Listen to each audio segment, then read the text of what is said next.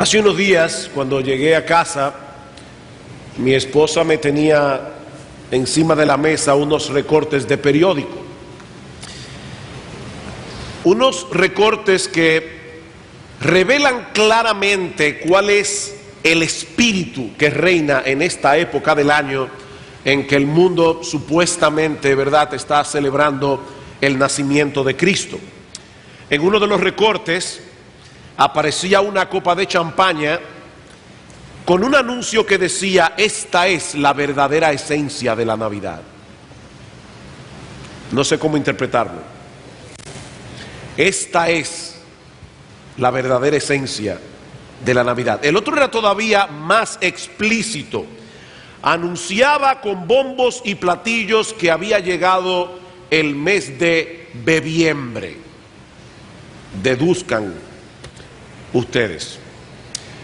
Obviamente los que diseñaron esas campañas publicitarias no estaban tratando de dorar la píldora con un mensaje de paz y recogimiento espiritual, sino que estaban mostrando lo que realmente significa para muchos la fiesta de Navidad. De hecho, recientemente, no sé cuántos de ustedes vieron en los diarios que ya en los primeros días de diciembre varias personas habían muerto de intoxicación alcohólica, comenzando el mes de diciembre. Ahora, lo que yo quiero hacer en esta mañana no es denunciar la forma inadecuada como el mundo celebra la Navidad, sino más bien considerar con ustedes una de las profecías sorprendentes que encontramos en el Antiguo Testamento acerca de la persona de nuestro Señor Jesucristo, escrita unos 700 años antes de su nacimiento, una profecía que nos ayuda a entender la verdadera esencia de este evento que estamos celebrando en estos días. Yo les pido por favor que vayan conmigo al libro del profeta Miqueas. Miqueas capítulo 5, y vamos a leer los versículos 1 al 2. De paso, este programa de lectura que hemos repartido es precisamente para que podamos todos juntos ir leyendo toda la Biblia a lo largo de estos 2 años. Es algo que unifica a la iglesia, el hecho de que todos podamos estar leyendo la misma cosa. No es obligatorio, pero si usted desea hacerlo, yo creo que sería muy bueno. Y así yo creo que algunos van a leer algunos de los profetas menores que casi nunca se leen. Es una vergüenza, ¿verdad?, llegar al cielo, encontrarse con Miqueas y saber que usted nunca leyó su libro. Así que esta es una buena oportunidad para comenzar a leer toda la Biblia en un lapso de 2 años. Ahora dice Miqueas capítulo 5 versículos 1 al 2: rodéate ahora de muros, hija de guerreros, nos han sitiado, con vara herirán en la mejilla al juez de Israel, pero tú, Belén Efrata, pequeña para estar entre las familias de Judá, de ti me saldrá el que será Señor en Israel, y sus salidas son desde el principio, desde los días de la eternidad. Miqueas fue un profeta, se le llama profeta menor porque su libro es un libro breve, no como el de Isaías o Jeremías o Ezequiel. Es un profeta del siglo VIII, contemporáneo precisamente de Isaías, el cual ministró durante un periodo muy difícil en la historia de Israel. Por un lado, la nación estaba sufriendo de una profunda descomposición moral y espiritual. Por el otro lado, ellos tenían la amenaza de la gran nación de aquellos días, la nación de Asiria en el norte de Israel, que en un futuro no lejano castigaría a los judíos con una derrota humillante. Así que había problemas dentro, había problemas fuera, una profunda corrupción interna, una amenaza militar inminente. Pero hermanos, es en ese contexto tan desolador que el profeta anuncia la llegada del Mesías, el Cristo. La palabra Mesías en hebreo significa ungido, es la misma palabra Cristo en griego. La llegada de ese gobernador, de ese Señor, de ese Rey de reyes y Señor de señores, enviado por Dios mismo para la salvación de su pueblo. Y lo primero que Miqueas nos revela en esta profecía es el lugar en el que habría de nacer el Mesías. Versículo 2. Pero tú, Belén Efrata, pequeña para estar entre las familias de Judá, de ti me saldrá el que será Señor en Israel. Seguramente ustedes recuerdan que alrededor del nacimiento de Cristo unos magos llegaron a Jerusalén preguntando dónde estaba el rey de los judíos que había nacido. Y Herodes, que era un hombre sumamente suspicaz, y yo diría, ¿cómo se dice cuando una persona tiene un síndrome de persecución? Paranoico. Herodes mandó a matar a su propio hijo cuando pensó que podía quitarle el reino. Imagínense ustedes cuando este hombre escucha a estos dignatarios orientales preguntando, y no eran 3 reyes magos, como dice la tradición, ni se llamaban Melchor, Gaspar y Baltasar. Era una comisión de altos dignatarios persas probablemente, que llegan preguntando ¿dónde está el rey de los judíos que ha nacido? Herodes inmediatamente mandó a llamar a los estudiosos de las escrituras en el pueblo de Israel, les hizo la misma pregunta y ellos respondieron de inmediato: en Belén de Judea, porque así está escrito por el profeta. Mis hermanos, entre los judíos no había ninguna duda de que el Mesías nacería en Belén, porque Dios lo había anunciado 700 años antes de su nacimiento. Ahora, lo que ellos sí perdieron de vista fue el por qué Dios eligió un poblado como Belén para que el Mesías naciera allí. ¿Por qué Belén? ¿Por qué una aldea tan pequeña que de hecho en ocasiones fue pasada por alto cuando se censó los poblados de Judá? Eso es lo que dice Miqueas. Dice: pequeña para estar entre las familias de Judá. Mi familia nació en Belén, mis abuelos paternos, excepto mi abuelo materno, que nació en una ciudad llamada Bet-Yala, cerca de Belén.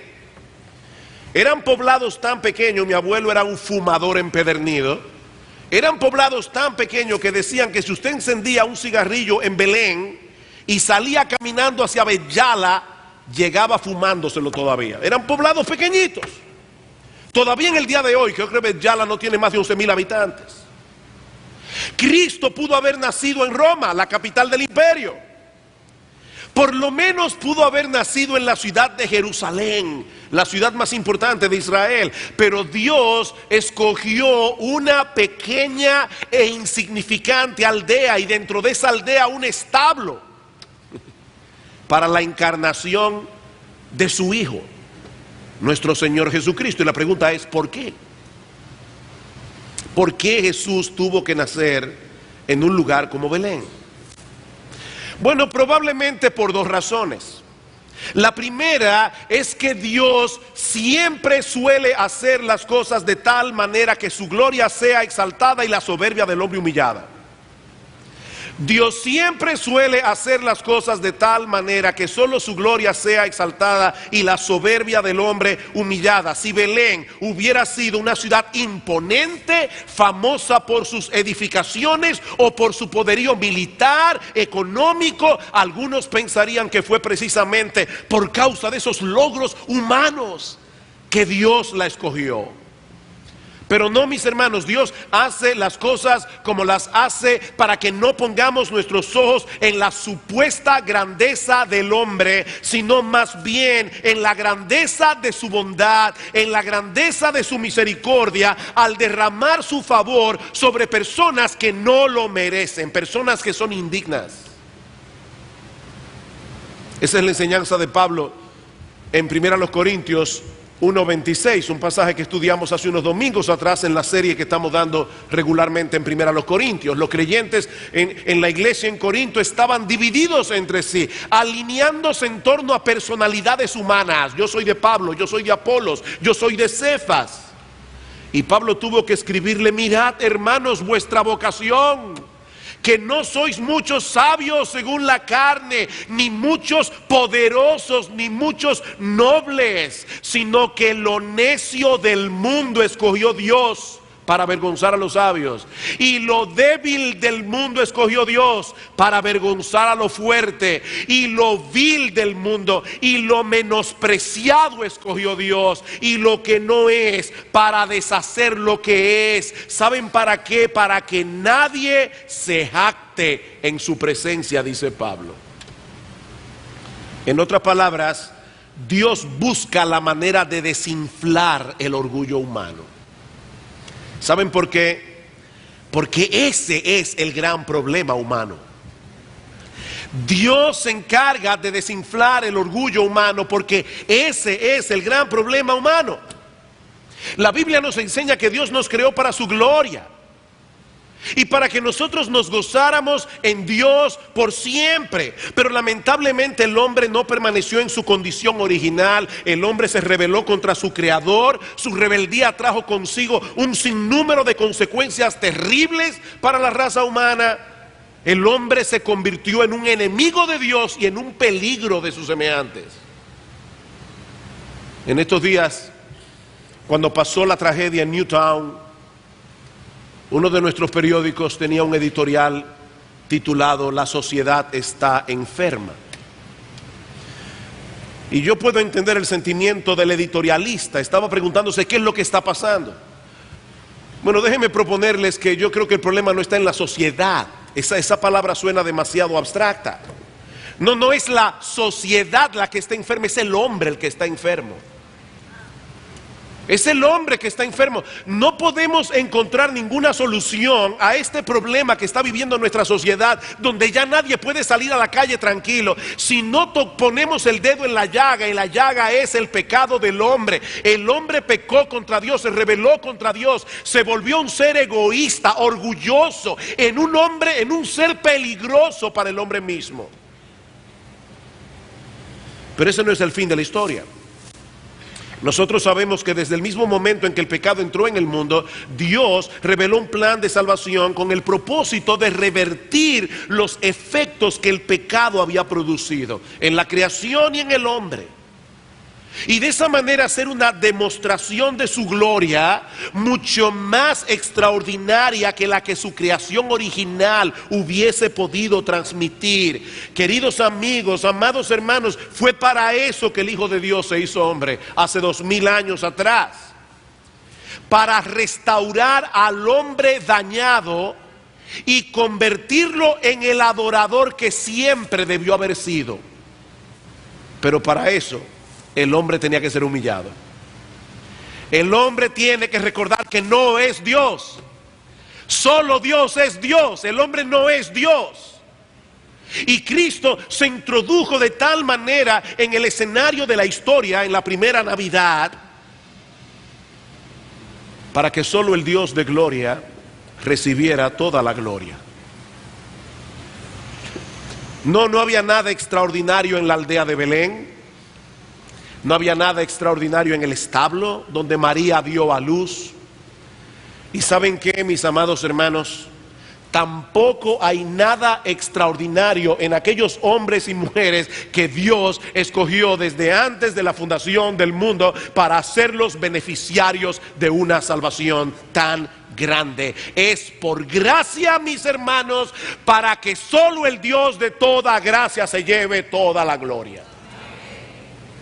Por eso Pablo sigue diciendo en ese pasaje de 1 Corintios: mas por Él, por Dios, estáis vosotros en Cristo Jesús, el cual nos ha sido hecho por Dios. Dios nos atrae a Cristo, Dios nos llama a salvación, Dios salva. ¿Saben para qué? Para que, como está escrito, el que se gloría, gloríese en el Señor. Miren, mis hermanos, si hay un grupo de personas en el mundo a quienes les resulta ridículo actuar con orgullo, es a los cristianos. Y mientras más pasa el tiempo, más me convenzo de que esa es una de las grandes verdades que los cristianos deben recordar todo el tiempo, porque el orgullo sigue siendo el problema de nuestro corazón. Por eso es que hay tantos problemas a veces en la iglesia. Es el orgullo. Es el orgullo, nos creemos demasiado importantes. Hermanos, si hay personas para quienes es ridículo ser orgulloso, es para los cristianos, porque el mero hecho de profesar que somos seguidores de Cristo es un anuncio público de nuestra propia bajeza y pecaminosidad. Ahora, yo creo que es probable que Cristo haya nacido en la aldea de Belén para mostrar también desde el principio el carácter de su obra. El carácter de su obra. Él no vino para ser servido, sino para servir. Él vino a tomar el lugar de pecadores culpables que no merecían un palacio, sino un patíbulo. Yo voy a repetir eso otra vez, hermanos. ¿Para qué vino Cristo? Él vino a tomar nuestro lugar. ¿Y qué es lo que tú y yo merecemos por nuestros pecados delante de la justicia de Dios? No un palacio, merecemos un patíbulo. Para los niños y jóvenes que están aquí que no saben lo que es un patíbulo es algo que deberían construirlo o en el día de hoy para aplicar la pena de muerte sobre aquellos que matan a otros seres humanos, como dice la Biblia, y yo creo que eso disminuiría en gran manera la delincuencia en este país. Un patíbulo es el lugar donde se ejecutan los culpables. Bueno, Cristo nació en una aldea pequeña e insignificante porque Él vino en nuestra representación.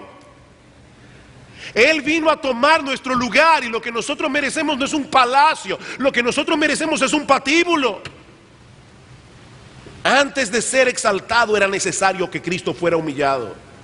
Esa es la enseñanza de Pablo en Filipenses capítulo 2. Haya pues en vosotros este sentir que hubo también en Cristo Jesús, el cual siendo en forma de Dios no estimó el ser igual a Dios como cosa que aferrarse, sino que se despojó a sí mismo, tomando forma de siervo, hecho semejante a los hombres, y estando en la condición de hombre, todavía se humilló más, haciéndose obediente hasta la muerte, y muerte de cruz, la muerte de un criminal. Cristo se humilló hasta lo sumo, consecuentemente fue exaltado hasta lo sumo, dice Pablo. Primero la humillación, luego la exaltación. Pero Miqueas no solo profetizó 700 años antes el lugar en el que Cristo habría de nacer para dejar al hombre sin excusa, su palabra está ahí, sino que también profetizó la naturaleza de su gobierno. La naturaleza de su gobierno. Noten una vez más: pero tú, Belén Efrata, pequeña para estar entre las familias de Judá, de ti me saldrá el que será Señor en Israel. Bueno, es obvio que el Mesías prometido viene en calidad de gobernante. De ti me saldrá el que será Señor en Israel. Lo que no es tan obvio en el texto es que Él no viene a gobernar en su propio nombre. Miren, mis hermanos, en la Biblia no hay ninguna palabra de más. La Biblia entera es inspirada por Dios de cabo a rabo, cada palabra. Escuchen el texto otra vez. Allí no dice: Belén Efrata, de ti saldrá el que será Señor en Israel. No, eso no es lo que el texto dice. El texto dice: de ti me saldrá el que será Señor en Israel. En otras palabras, ese que nacerá en ti viene de parte de mí. Ese que nacerá en ti viene de parte de mí, dice Dios. Estas son palabras muy similares a las que aparecen en el primer libro de Samuel, capítulo 16, versículo 1. No tienen que buscarlo, pero allí Dios envía a Samuel a ungir a David en sustitución del rey Saúl, que había fallado como gobernante. ¿Y qué le dice Dios a Samuel? Llena tu cuerno de aceite, porque en aquella época los reyes eran ordenados en el oficio ungiéndolos con aceite. Dice: llena tu cuerno de aceite y ven que te enviaré a Isaí, el padre de David, a Isaí de Belén, porque de sus hijos me he provisto rey. De sus hijos me he provisto rey. Saúl fracasó como gobernante, como fracasaron muchos de los reyes de Israel. En vez de gobernar al pueblo en conformidad con la ley de Dios, ellos trataron de establecer más bien su propia voluntad. Pero lo que está diciendo Miqueas en el capítulo 5 versículo 2 es que este Mesías vendría al mundo a gobernar de parte de Dios, a establecer la voluntad de Dios, el gobierno de Dios en el mundo. En otras palabras, este Mesías habría de someterse él mismo a la voluntad de su Padre, y él llevaría a sus seguidores a hacer exactamente lo mismo. Y eso nos dice algo acerca de la naturaleza del gobierno que Cristo vino a implantar en el mundo. Esto es algo que Cristo repetía una y otra vez. En Juan capítulo 4 versículo 34 dice el Señor a sus discípulos: mi comida es que haga la voluntad del que me envió. Esa es mi comida, ese es mi alimento, que yo haga lo que Dios quiere. En Juan capítulo 5 versículo 30, porque no busco mi voluntad, sino la voluntad del que me envió, la del Padre. Y en Juan 7:16, mi doctrina no es mía, sino de aquel que me envió. Eso fue lo que los judíos perdieron de vista cuando Cristo vino al mundo hace 2000 años atrás.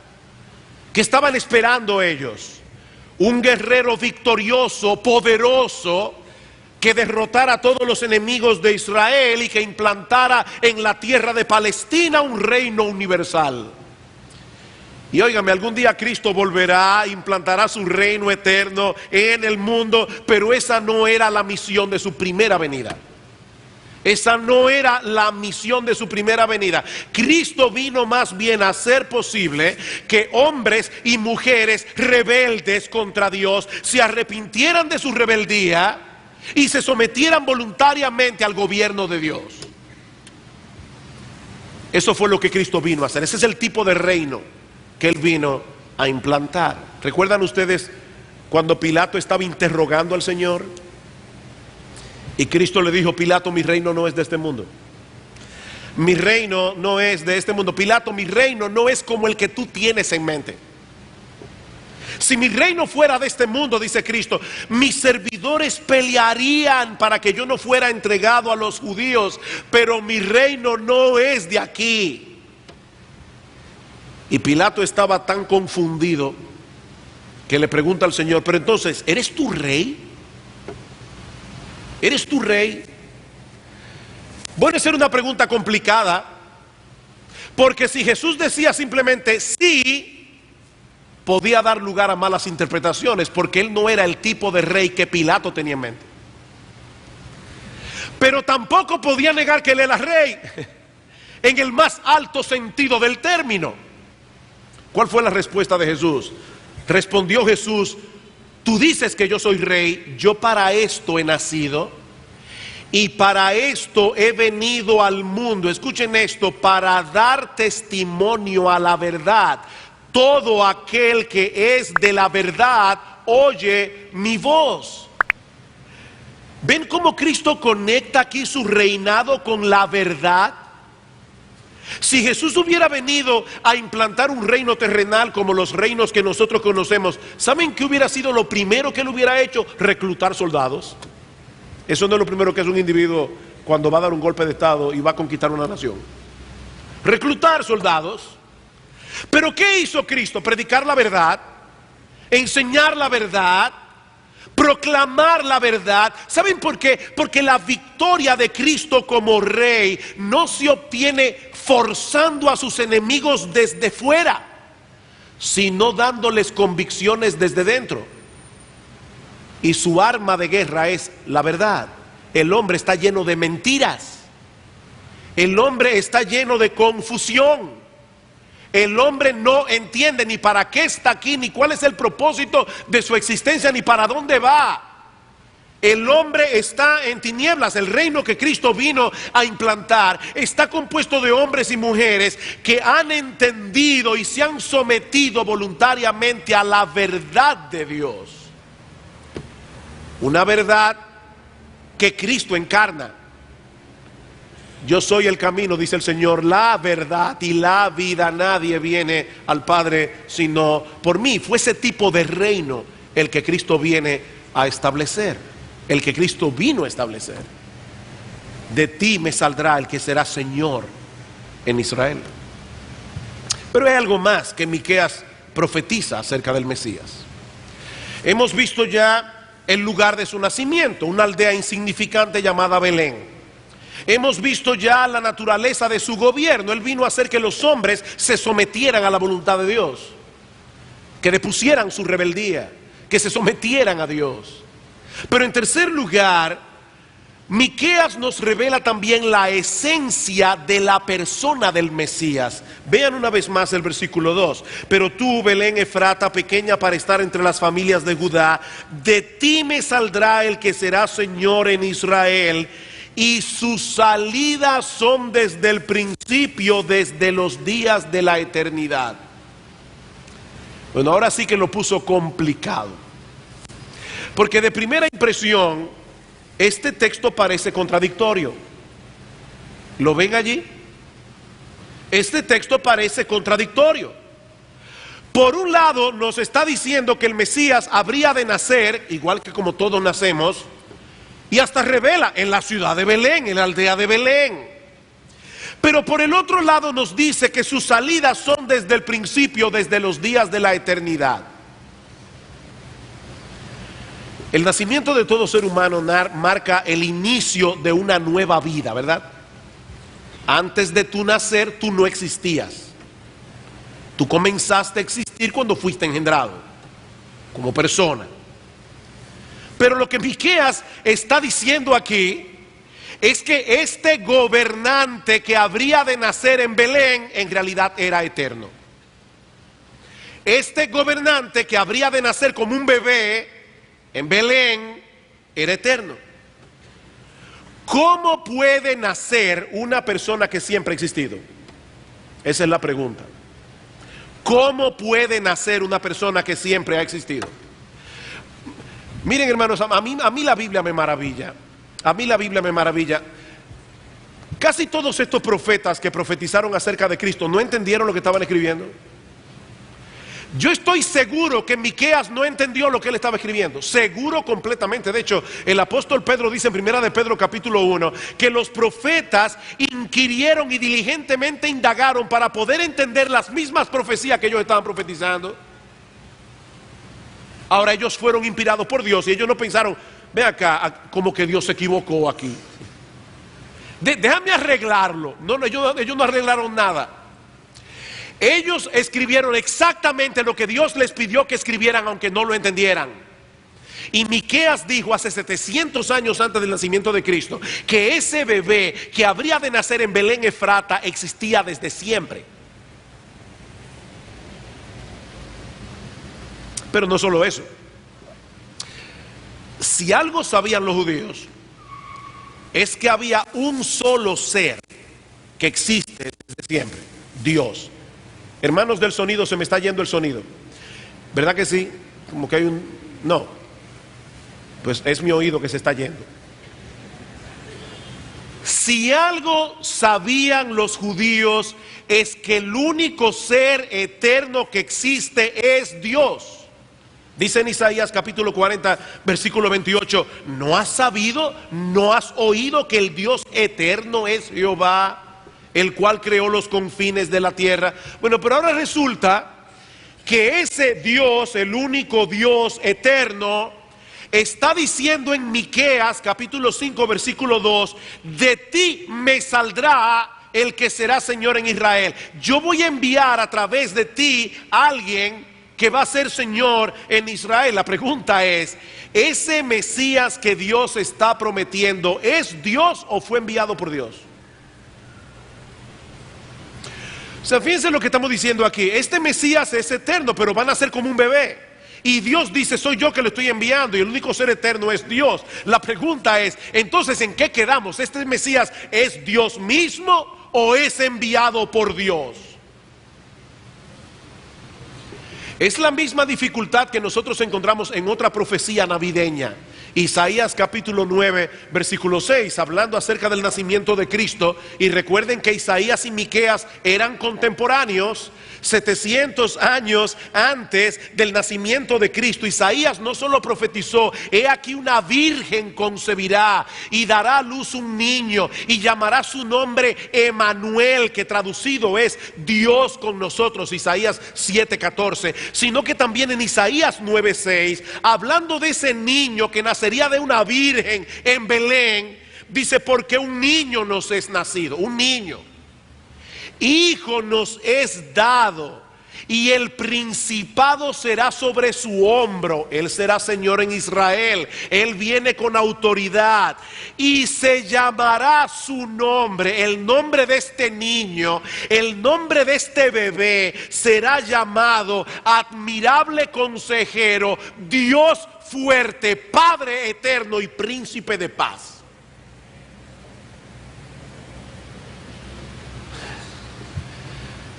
No hay que ser un genio de la exégesis para ver el problema, ¿verdad? ¿Cómo puede alguien ser llamado Dios fuerte, Padre eterno, y al mismo tiempo nacer como un niño? ¿Cómo puede ser posible? Bueno, la respuesta a esta pregunta no solo es la más misteriosa que el hombre haya podido hacerse alguna vez, sino la más extraordinaria que un ser humano haya escuchado jamás. Lo que ocurrió hace cerca de 2000 años en una aldea insignificante de Palestina llamada Belén no fue el nacimiento de un niño común y corriente, sino el acto de amor más extravagante que alguna vez haya ocurrido en la historia. La segunda persona de la Trinidad, Dios el Hijo, se hizo hombre voluntariamente y fue enviado por Dios el Padre a rescatar pecadores como tú y como yo, muriendo en nuestro lugar en la cruz del Calvario.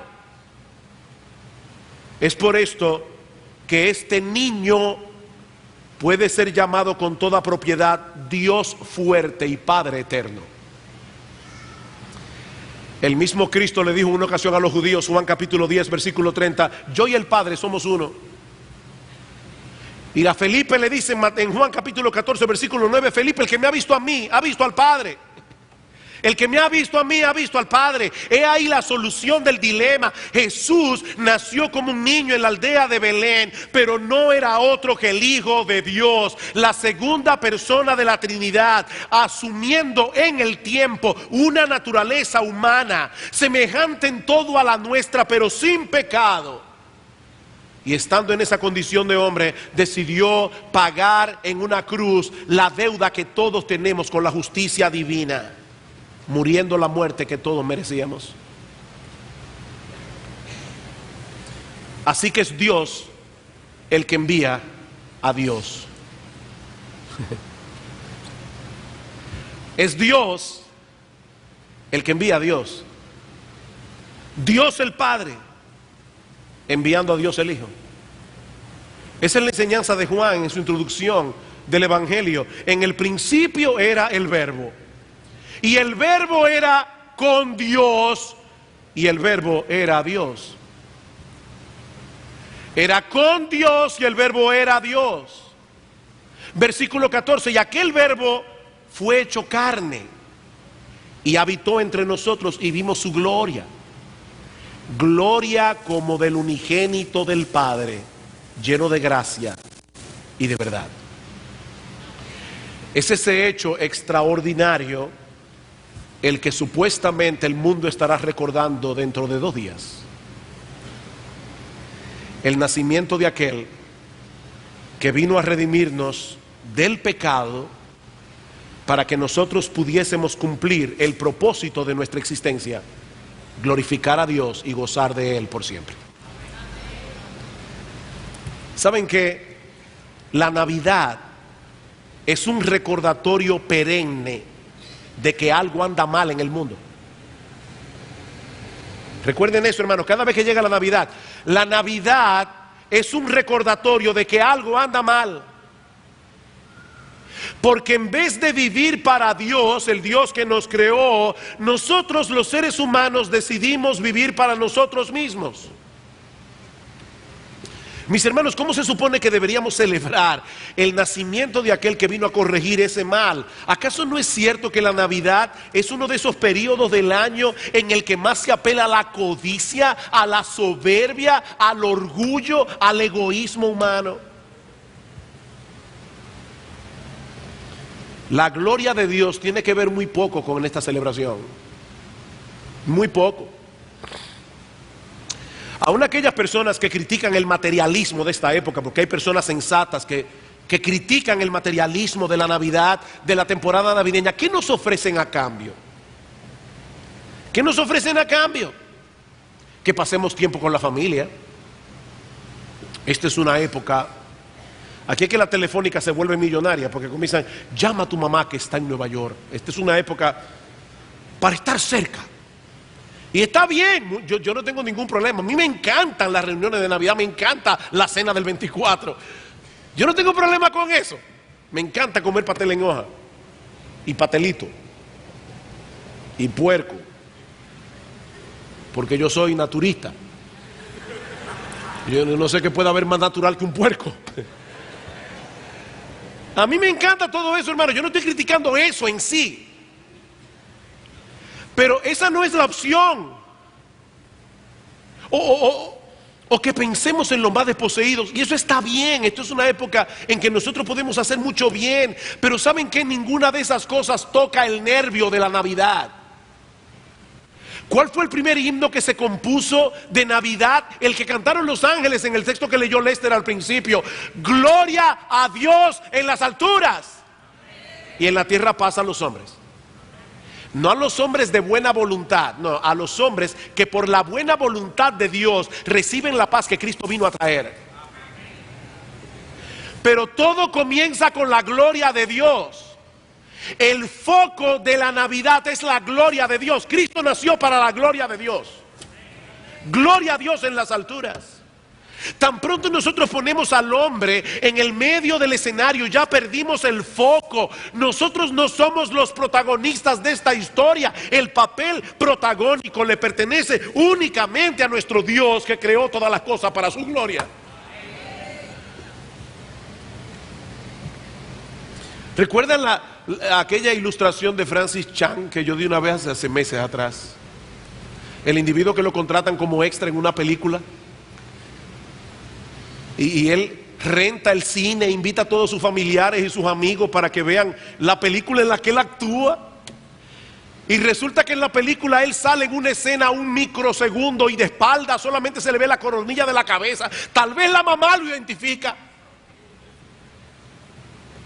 Y cuando termina la película, sus amigos le dicen, pero qué estúpido eres. ¿Y quién te dijo a ti que esa película es sobre ti? Bueno, hermanos, esta película no es sobre nosotros. El actor principal, el protagonista de este drama es Dios y su gloria. Pablo dice en Romanos capítulo 3 versículo 23, todos pecamos y nos quedamos cortos de alcanzar el propósito para el cual fuimos creados, la gloria de Dios.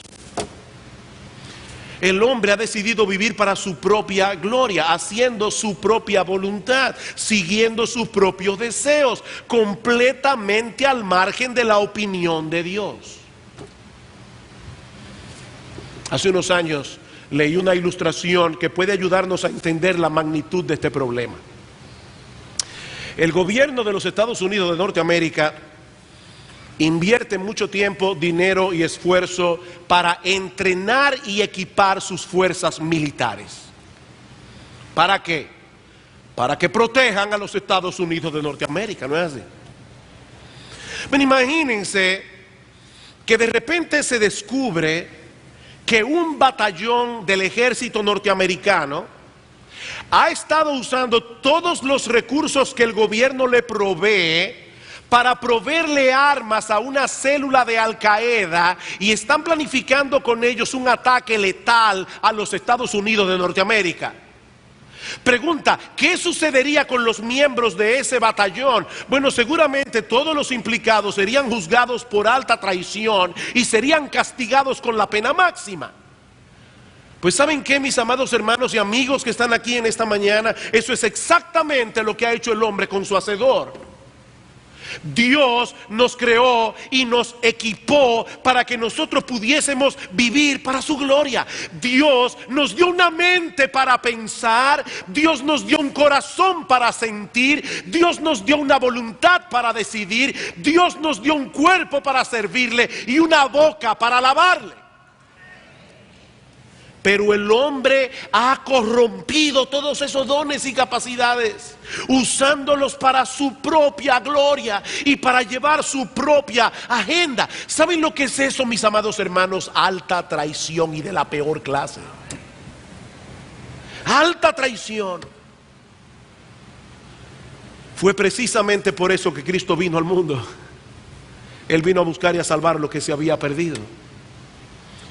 Él vino a reconciliar al hombre con Dios. Él vino a restaurar nuestras personalidades dañadas por el pecado, para que pudiésemos cumplir, aunque todavía imperfectamente, el propósito para el cual fuimos creados. Cristo se dio a sí mismo, dice Pablo en Tito 2:14. Se dio a sí mismo por nosotros para redimirnos, para comprarnos, para librarnos de toda iniquidad y purificar para sí un pueblo propio, celoso de buenas obras. Esa es la buena noticia que los ángeles proclamaron esa noche. En el texto que Lester leyó: os ha nacido hoy en la ciudad de David un Salvador, que es Cristo el Señor. Es por eso que al pensar en la Navidad, nuestro foco de atención no debe ser el pesebre en la aldea de Belén. No, nuestro foco de atención debe ser el Gólgota en las afueras de Jerusalén. No debe ser el pesebre, es el Gólgota donde Cristo fue crucificado. El pesebre no es un fin en sí mismo. Cristo se hizo hombre para morir. Cristo se hizo hombre para morir. Era la única manera en que Él podía pagar nuestra deuda con la justicia de Dios. La paga del pecado es muerte. Alguien tenía que morir en nuestro lugar, y Dios el Hijo decidió hacerlo Él.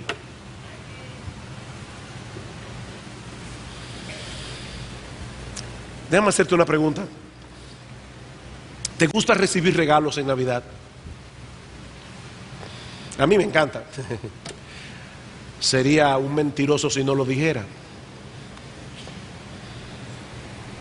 ¿Tú quieres recibir el mayor regalo de Navidad que alguna vez te hayan ofrecido? Deja de confiar en ti mismo. Reconoce tu pecado. Reconoce tu rebeldía. Ríndete a Dios, confiando únicamente en Cristo y en la obra de salvación que Él llevó a cabo en la cruz del Calvario. Al que no conoció pecado, por nosotros, por causa nuestra, por nuestro favor, Dios a Él lo hizo pecado, para que nosotros en cambio fuésemos hechos justicia de Dios en Él, dice Pablo.